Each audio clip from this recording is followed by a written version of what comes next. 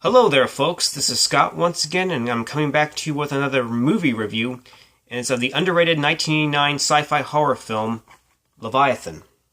And this is the Screen Factory Blu-ray that I have here. And the picture quality and sound quality are pretty good.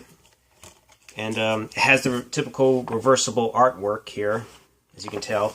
But I currently have it on the theatrical artwork, because that's what I'm most familiar with, and this was actually on the VHS back in the day. Hell, there's even a tagline there. It says, "How long could you hold your breath?" Ooh, scary. Anyway, the film itself was directed by George P. Cosmatos. Previously, he did a film called Pompeii, which I haven't seen, Of Unknown Origin, which also actually has Peter Weller in it. So this time was this was the second time that Peter Weller worked with Cosmatos, and apparently the final time. And ironically enough, he's not interviewed on that Blu-ray, so it's no shocker there. But anyways, he previously did a film called Cobra, and oh yeah, how can I forget? He directed Rambo: First Blood Part 2, which was a pretty highest grossing film of 1985, and a pretty high grossing film for Stallone back in that year as well. He had that film, and he also had Rocky IV as well. And of course, he was brought on for Cobra because Stallone was familiar with him. And speaking of Cobra, that's another Blu-ray that's on the way this coming week. And it's also another collector's edition from Screen Factory, so looking forward to having that, so yeah. Anywho, Cosmatos would later direct Tombstone after this film, and then his final film was Shadow Conspiracy, which was a pretty big box office bomb, and he didn't do anything after that. And unfortunately, sadly, he's no longer with us anymore. He died in 2005 of lung cancer. But he does have a son. I think he may have had a daughter, but I don't know if that's confirmed or not. Because someone on IMDb supposedly said someone went to school with his daughter back in the day. But anywho, his son would later go on to be a director, and he directed a couple films. I do have one of them, which was Mandy with Nicolas Cage, and that's a good film. So it'd be interesting to see if Panos Cosmatos, that's George P. Cosmatos' son's name. It'd be interesting to see if Panos will actually do more films and do something similar in the vein of what his father did. So that'd be interesting. But anywho, the producers of this film was one of the De Laurentiis people, Aurelio and Luigi, apparently.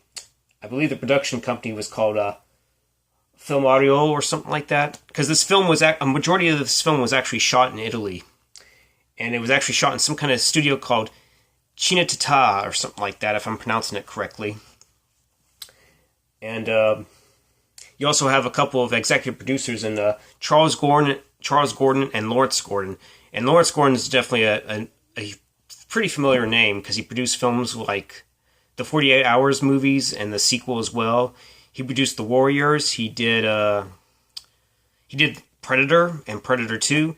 Did the first two Die Hard films. I believe he did one of the Lara Croft films, the earlier ones. And I believe he produced one of the Hellboy films, and actually he's producing the upcoming reboot supposedly too. So yeah, good to see that Lawrence Gordon's still in the action. But to be honest, the new reboot of Hellboy is kind of meh with me, and it doesn't look that impressive. But getting back to the subject of this film, you also have the writers of David Peoples. He wrote Blade Runner before. He did an uncredited rewrite on Ladyhawke, actually. And then after that, he would do this film. Then he would do Unforgiven. He did Hero. And then the last film he did was called Soldier with Kurt Russell, which was a box office bomb. And apparently he's not written anything since then, but who knows. It's kind of unfortunate, I guess, because that film flopped, and that's why he didn't write anymore, so it's kind of a shame. The other writer is actually Jeb Stuart, who actually wrote... I believe he wrote Die Hard, and I think he wrote the sequel, but let me go check that. I'm going to have the Wikipedia stuff. Yeah, well, it was the first Die Hard. He wrote in films like Lock Up, Next of Kin with Liam Neeson and Patrick Swayze,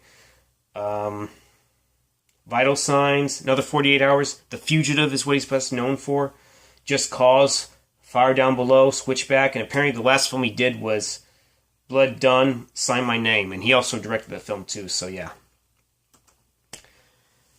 And then you have a cast, pretty notable, well-known cast for the most part. You have Peter Weller, who was coming off, his fame of RoboCop.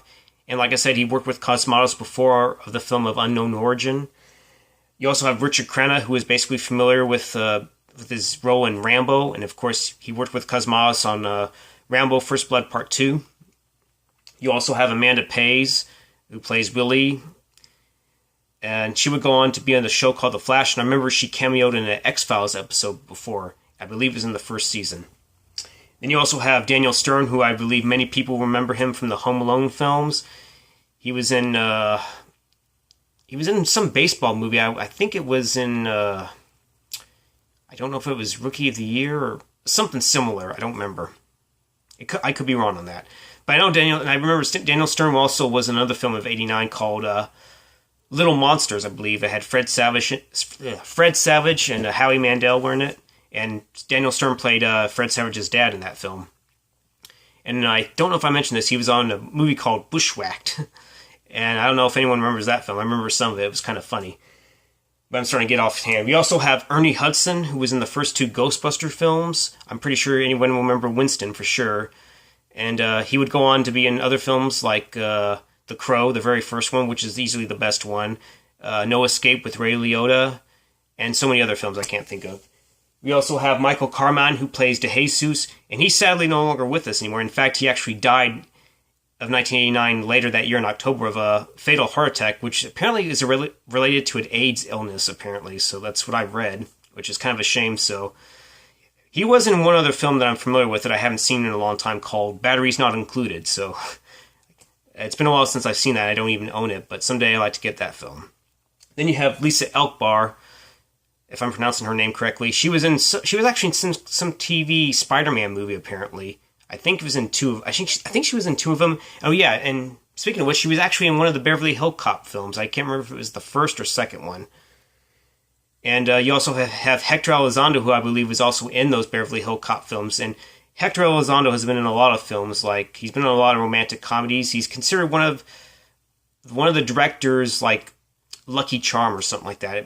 His first name's Gary, but I can't remember the rest of it. So there you have it. He plays Cobb, and then finally you have Meg Foster, who plays the CEO of Trioceanic Corporation, which definitely plays a role in this film.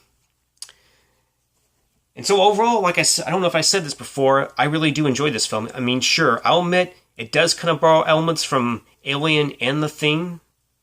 But if it's executed and does kind of its own twist on it, it's definitely passable. I think it executes its idea very well. There are a couple of problems I have with this film, which I will get to, but I'll get into the overall plot. Basically, Miss Martin, Meg Foster's character, is basically the CEO of the Trioceanic Corporation that hires basically a geologist, Stephen Beck, which is played by Weller's character. He basically is trying to supervise and trying to manage this group of underground, undersea mining, crew of underwater miners, pretty much. And it's like a very hazardous operation going on. It's like a 6-month operation. Apparently they're on day 87 on a 90-day shift, pretty much. And basically he has to overcome some obstacles because, they're not in the same line. They're not as well educated as him. And this is kind of like a union-based group. And basically, the similar thing with Alien is not only just the horror element because of the body count, but it also involves the Trioceanic Corporation being similar to Weyland-Yutani because of the fact that their goal is the profit in the mining and the silver extraction and whatnot, and pretty much the crew are expendable. So yeah, and getting to that, the crew consists of Dr. Glenn Thompson, which is Richard Crenna's character, Elizabeth Willie Williams, Amanda Pays' character, Buzz Sixpack Parrish, Daniel Stern's character, Justin Jones, which is Ernie Hudson's character, Tony DeJesus, which is Michael Carmine's character, Bridget Bowman, which is Lisa Elkbar's character, and security G.B. Cobb, which is Hector Elizondo's character as well. They're basically trying to extract the silver and precious minerals and stuff like that. Once the job is done, unfortunately, DeJesus runs into trouble with his suit. It starts leaking, and he starts going into cardiac arrest, and Beck has to find some way to get him back into the shack, which it's apparently the whole base of operations is called the Shack 7 or something like that, and they have to get him into the lift lock and make sure that he doesn't, die of an implosion.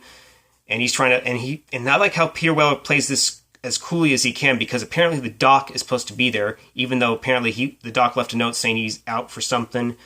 And Beck has to overcome the obstacle, and eventually he's able to get Jesus into the shack, and he doesn't die, so that's the good news. And while this is going on, Beck is finding ways to try to at least manage and trying to understand the whole situation, like he's reading a book, and then he actually talks to himself in the mirror like, cut it out, you guys. We've been stuck here for a long time, and we're not going to let something like this break us up. Now the doc is my responsibility. And then he's like, yeah, the doc is my responsibility. Yeah, bullshit. Thought that was a cool moment. And overall, Peter Weller gives a really naturally good performance and does the best. He's easily the best best actor out of all of them, and probably close second, I guess you can say Ernie Hudson and probably Richard Crenna. But in getting to that, eventually Beck realizes the whole situation and tries to, since they're going over quota and whatnot on the mineral and silver extraction, he decides to give tomorrow a down day and give him the day off pretty much. And so eventually the crew, and basically they try to do some certain diagnostics and fix some certain problems that are still going on with the base of operations, the Shack 7. And the moment, since Six-Pack is known to be a practical joker, he actually grabbed one of the sea creatures and puts it in somehow he puts it, I think, in his suit or DeJesus' suit. I can't remember. And when Willie was trying to diagnose DeJesus' suit, or probably Six-Pack's suit, the little sea creature jumps out at Willie, and of course she's disgusted and stabs at the creature, and then calls Six-Pack a little shit. But eventually she kind of gets back at him. She actually puts a sea creature underneath his pillow, and when he's gonna, I guess, do his happy time and whatnot, because he's looking at a porno, or I think he was looking at a picture, or probably he was looking at a magazine. He goes back behind his pillow and grabs a sea creature in the surprise, and he's like, Williams, you bitch! He's like, and he gets really pissed off at Willie for doing that to him, and basically lashes out at her, and Willie's like, yeah, you basically asked for it. And then of course Beck comes upon it, and in order to kind of resolve the situation, he actually has them both pull double duty on some additional silver extraction. And then eventually this leads into what will happen. While Six-Pack and Willie are drilling out there, somehow Six-Pack's cable that's attached to him gets stuck, and he eventually falls down into these, in the seabed, filled with these tube worms, and Willie has to go look for him. And then upon discovery, she discovers the Soviet shipwreck called Leviathan, which is translated in English as Leviathan. Eventually, Willie tries to go and find Six-Pack, and then Six-Pack's able to extract some a safe and some additional belongings. Eventually, they find some stuff, like they find these brown envelopes, which actually are deceased members of the crew of Leviathan, and then apparently they also find a watch, and apparently there's some vodka that apparently Six-Pack pockets in the little small canteen, and then apparently there's a bottle of vodka supposedly as well. And there's a moment where Six-Pack thinks that this is, since he found he has a claim to it, and then of course Beck's like, well, I guess you're down for 2 counts of violation, and he says, and since Six-Pack called Beck Becky, he's like, if you call me Becky one more time, Six-Pack, I'm gonna pop your tops, all 6 of them. And then eventually, while this is going on, Six-Pack has the vodka, the little small canteen of vodka. They drinking, and eventually Bowman discovers it, after discovering that earlier that the bottle of vodka was actually filled up with water, because apparently Beck switched it out, because that's exactly what he would have done. So as a result, Six-Pack drinks the vodka as well as Bowman. And then apparently while this is going on, both Doc and Beck kind of reviewed the captain's video log, which I forgot to mention was also found. They basically, he basically describes some puzzling medical problems with its crew. And eventually, Doc is able to see this little hole inside the ship, and he truly believes that the Leviathan may have been scuttled or intentionally shot by a torpedo blast. The next following morning, Six-Pack feels sick and has some spots on his back, and he's unable to help his crew go out for to do some additional work on the mining and silver extraction.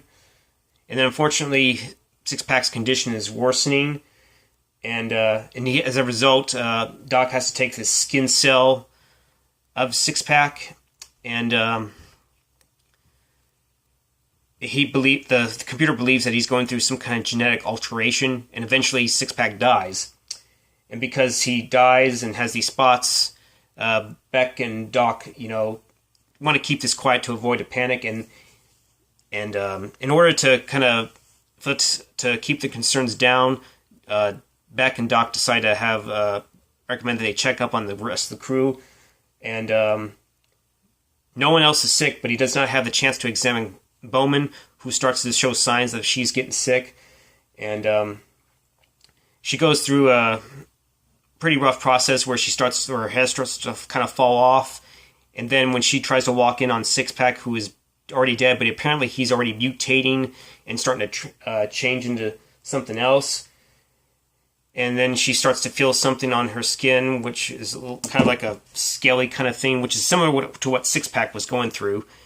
And eventually she ends up committing suicide by slitting her wrists in the shower. And they put her in this bag, and eventually at some point the Six-Pack creature, which is now mutated, merges with Bowman, and they start to an assimilation process starts to happen, and Doc and Beck decide to grab some kind of other bag that they somehow we were able to stuff it into, which is kind of weird how they were able to do it. And they tried to get rid of it by flushing it out of the system. But when it starts moving, all the people are curious, and Cobb wants to take a look. And apparently, the creature's claws come out and scratches at Cobb. And they put it in the.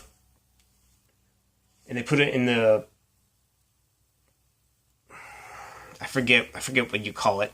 But they put it into a place where it can eventually be jettisoned out of the water.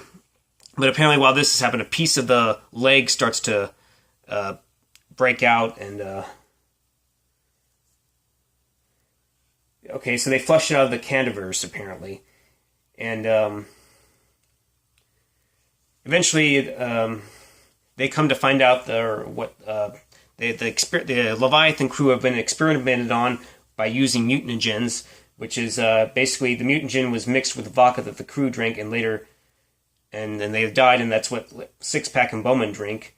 And apparently the ship was actually scuttled when the experiment went out of control.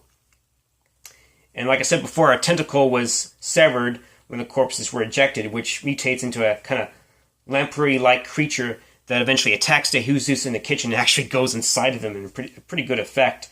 And then Jones notices this and seals the doors in, and to try to go for help. But apparently, he asked Cobb to watch the door, but apparently he went back for a weapon, and as a result, the creature already has somehow assimilated Jesus that quickly, and it already rips itself out of the kitchen, and it starts to grow more tentacles and find kind of a place to kind of hibernate for a bit. And apparently, the creature has the ability to kind of attacks the medical bay, devouring the blood and plasma. And they basically come up with this idea to maybe, use Bex uses a pint of his blood to try to draw the creature out, and maybe they could burn it with all these weapons and whatnot. And hopefully flush out the same way that they did with the Six-Pack and Bowman creature. However, Doc sees that there's no other way and thinks that the mutation should not know of its existence, so he basically ejects all the escape pods to prevent any risk of bringing the mutagen to the surface. So, and Beck's still consulting with Martin for an emergency situation, but apparently she cannot assure them that she assures them that they will not be left behind, but but she claims that the storm's still holding the course, and that she cannot carry out a rescue because of the hurricane, which would prove to be pretty much a lie. So apparently Cobb's work. So basically, spoiler. Apparently, even though Cobb was only scratched, his injuries worsened. Apparently, it causes him to mutate and then eventually it comes out. It comes out of the hand, and there's teeth, and apparently, since it affected him, it goes at Doc, and apparently Doc's eventually infected it. But Willie's able to escape out and meet up with both Beck and Jones. And they realize that apparently they're going to have to find a way to another plan to trap the creature. But apparently the creature itself has ripped up an air duct, and it's caused them to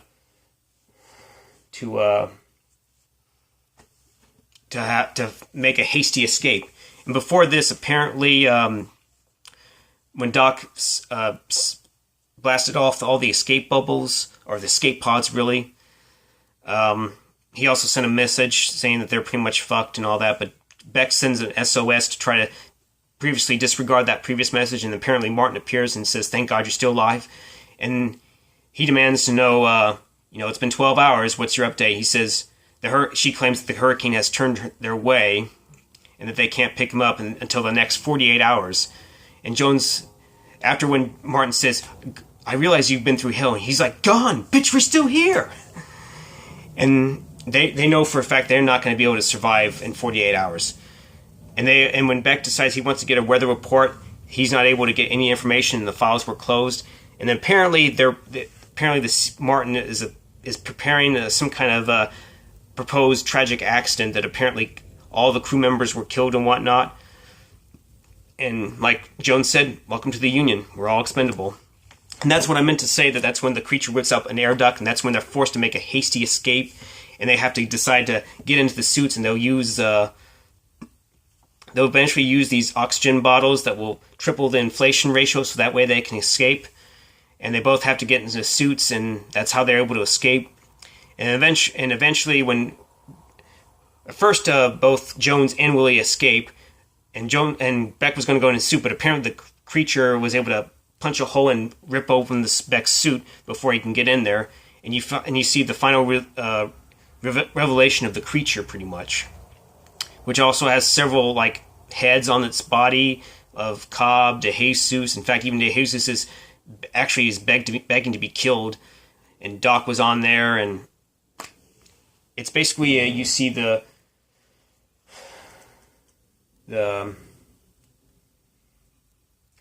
it basically tries to come at Beck, but Beck is able to go into another suit, which is actually a six-pack suit, and he's able to but eventually he's able to escape by making by pressing the switch that allows eventually the creature is able to be crushed by the lift, actually, I should say. And eventually they all make it to the surface, and the Shack 7 eventually blows up, of course. And then when they rise to the surface, they see the U.S. Coast Guard. Beck sends out flares, and then they briefly encounter sharks for a bit, but they eventually go away. But then unexpectedly, right after when Willie's crying for help, the six-pack and bone run creature appears, and Jones decides to sacrifice himself to allow Willie and Beck to escape. And eventually, the creature itself actually drowns Jones. And right before Beck gets on the helicopter, he has a demolition charge. And right before he throws it, he says, "Say, ah, motherfucker," and throws it into the creature's mouth. And as a result, the creature blows up. And then they eventually are dropped off on the trioceanic oil drill platform. And they're eventually they are greeted by Martin, and Martin, trying to play it all sly and cool, claims that she believed that they would make it, smiling insincerely and asking how Beck feels. And then Beck just has a knockout punch to her face and says, "Better. A lot better." And that's how the film ends. Like I said before, I really do enjoy this film, but I'll definitely get into I'll get to the cons first. Looking back, the cons on this film, I kind of wish that the creature itself, well, you saw the creature in parts. Like you saw like the arm and the tentacle, and they were very well designed. But the overall creature design, I thought, could have been a little better. And to be honest, another con to this, the creature didn't really do a whole lot. It's kind of disappointing. Like, and you didn't really see a whole lot of it, but it could have looked a little better in the face. Like, I wish it would have been, I don't know, better designed. And I do like Stan Winston. I do think they did a really good job on certain parts of the creature, like I said, the tentacle, when it's, trying to, gosh, I said this word before. Like when the creature was kind of, in hibernation, kind of, you saw like the tentacles and how the creature was starting to extend its growth and whatnot. That was very well done. But when you saw the final revelation of the creature, it didn't really do a whole lot. And the director, who is Cosmatos, kind of cut away from it. And like I said, it didn't do a whole lot, and it's kind of disappointing, to be honest. But overall, the practical effects still hold up very well for the most part. I just wish the creature could have done a little more. And the other nitpick was, unfortunately, they decided to kill off Ernie Hudson's character. And I think in the interview, Hudson himself said he was very disappointed about being killed off. But hey, he definitely had fun on the set, and it's kind of disappointing. But at least he wasn't the first guy that got killed off. That's technically Daniel Stern that got killed off.